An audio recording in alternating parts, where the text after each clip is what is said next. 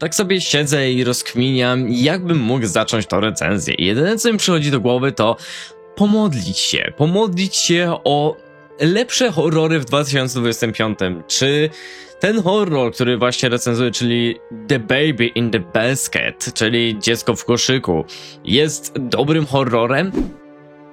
Zacznijmy może od plusów tego tworu, czyli to, że akcja się dzieje w 44, czyli mamy II wojnę światową, mamy klasztor na wyspie i mamy jakiś folklor o białym wilku. Brzmi spoko, brzmi fajnie, no czemu nie? Mamy tu jakiś zarys, mamy faceta, który będzie nowym gospodarzem w tym sensie, nie wiem jak oni się nazywają, ten, który tam wszystko ogarnia i naprawia, taka złota rączka tego klasztoru. Jest młody i ma PTSD po swoim doświadczeniu z wojny.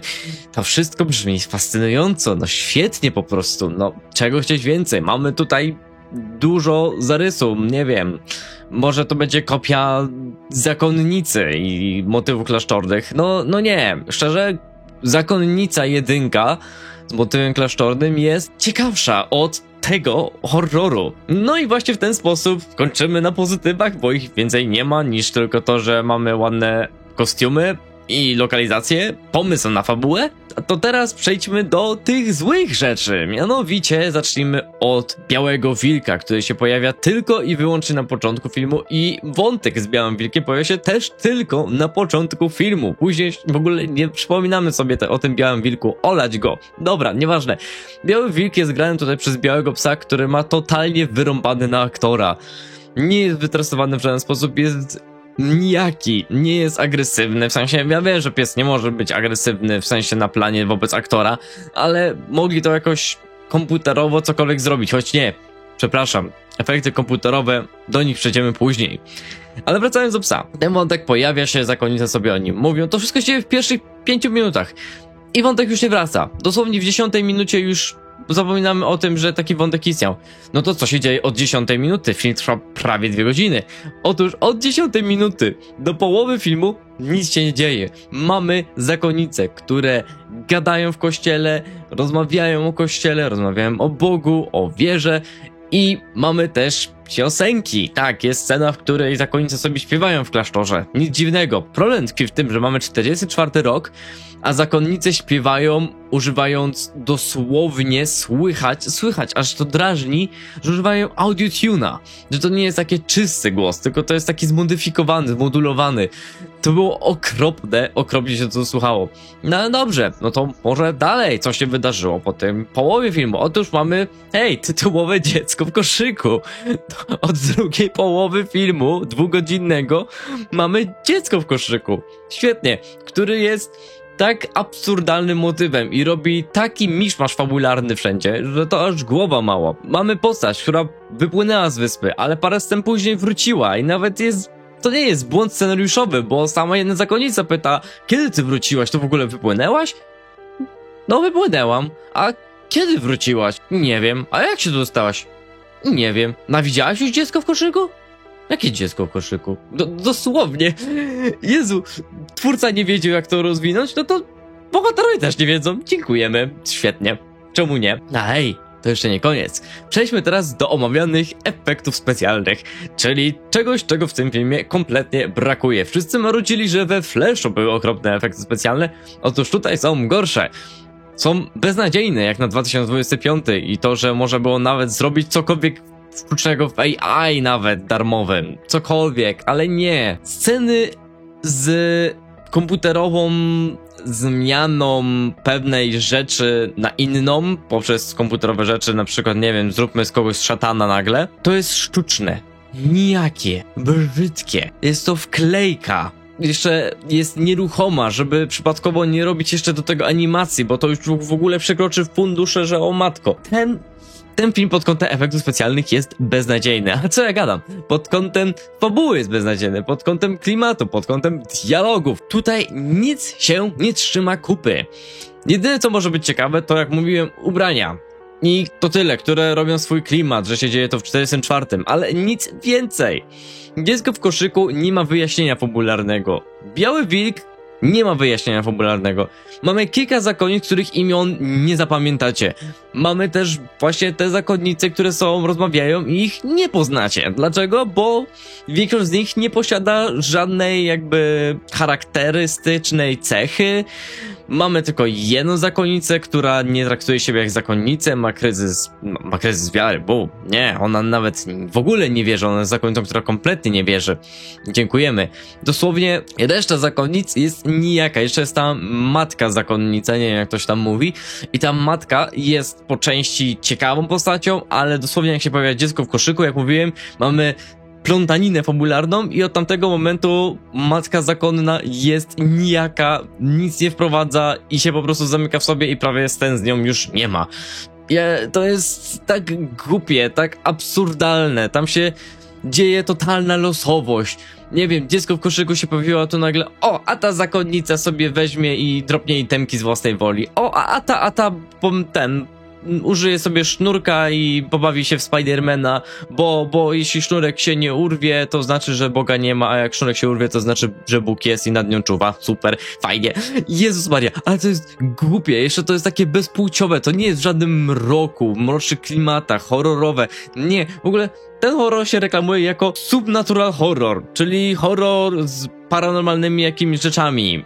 Czy to prawda? Po części i to w bardzo małej części jest to bardziej, że chciałem powiedzieć dziecko w słoiku. Dziecko w koszyku się pojawiło i nagle wszystkie zakonnice robią brrr. Dosłownie tak to wygląda, takie losowe brrr, nieważne jakie. Tutaj wklej randomową, horrorową rzecz, tylko jeszcze usuń z niej słowo horror, albo strach, albo klimat, albo cokolwiek. Jeszcze mamy tutaj, że to jest folk horror, czyli dobrze, mamy folklore, czyli mamy jakąś miejską legendę. Jaka tu jest miejska legenda? No jest o tym białym wilku, który jest tak naprawdę psem, ale według fabuły później się okazuje być owcą. To jest niezrozumiałe, ale spokojnie, bo ten temat znika właśnie po 5-10 minutach filmu. Nic więcej. Dosłownie ten folklor zniknął. Nie rozumiem tego. Ten film jest nijaki scenariuszowo i reżysersko. A co jest dziwne, bo reżyserami tego filmu są dwie osoby. Dwie osoby sprawiały pieczę nad tym filmem jeden ten reżyser i jeszcze inna osoba był odpowiedzialny za scenariusz. To nie jest, że jedna osoba to robiła. To robiło spore grono osób. No ale co się tu spodziewać? Mamy reżysera Andy'ego Crane'a, który wyreżyserował przedtem tylko jakiś akcyjniak i nic więcej. I to jeszcze w tym samym roku, czyli 2025. No ale nie był sam, ponieważ Nathan Szepka, nie wnikam, ale Nathan Szepka stworzył od 2017 bardzo wiele rzeczy związanych z akcyjniakami i to są jego pierwsze kroki w horrorach, jeśli dobrze rozumiem. I z tego co widzę, planuje zrobić kolejny akcyjniak, chyba zrezygnował z horrorów, no cóż, ale on też napisał scenariusz do tego filmu wraz z Tomem Jolliffe, nie wiem jak to się pisze, nie wiem jak to się wymawia nawet.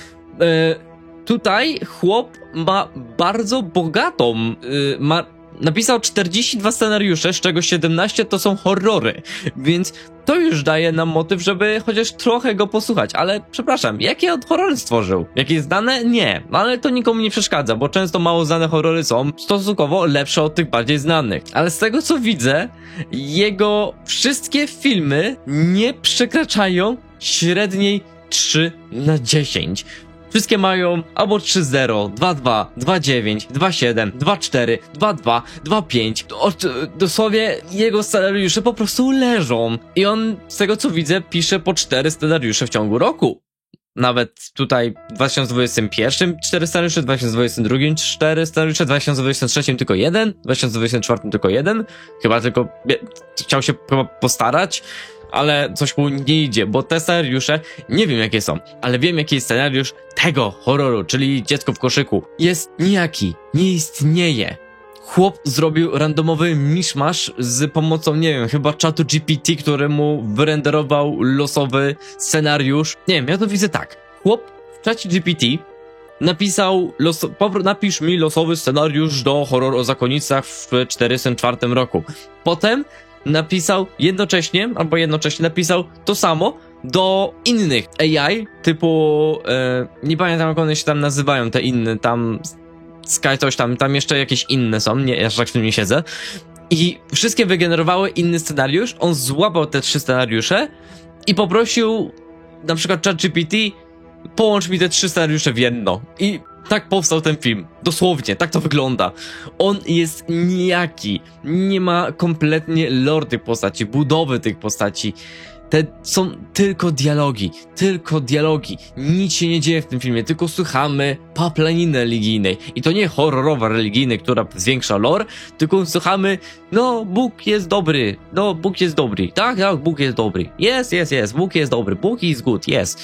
No, to, ale wiecie, że Bóg jest dobry. Tak, Bóg jest dobry, jest świetny. O, a Jezus też jest świetny. Perełka. Dosłownie, tutaj nie ma innych dialogów w tym filmie. Ten horror jest okropny. Ale przede wszystkim, właśnie, czy jest to horror?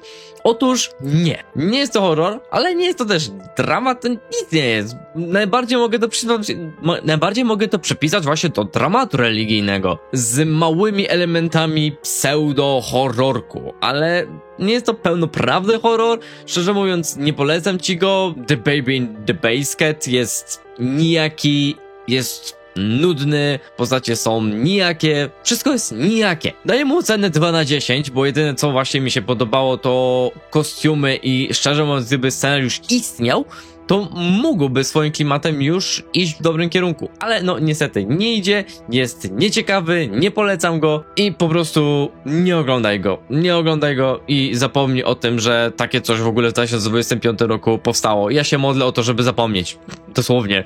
Natomiast jeśli lubisz moje recenzje, to tutaj masz adnotacje gdzieś po prawej lub po lewej, adnotacje do innej mojej recenzji, staram się je pokazywać tak, żeby były jak najbardziej zbliżone tematycznie, w tym przypadku jakiś motyw zakonnic albo klasztoru albo czegoś, żebyś mógł poszukać jakichś alternatyw w podobnych klimatach, jeśli ich szukasz. Natomiast jeśli chcesz mnie wesprzeć w Patronite, no to masz też link do Patronite'a i możesz mnie tam wspierać i jak będziesz moim patronem, wszystkie pieniądze idą właśnie na kasety VHS z horrorami, DVD z horrorami i platformy VOD, na których mogę oglądać horrory. Im więcej horrorów obejrzę, tym więcej ich recenzuję dla ciebie. Szukajmy jak najmniej znanych horrorów i poznawajmy je wspólnie. Do zobaczenia.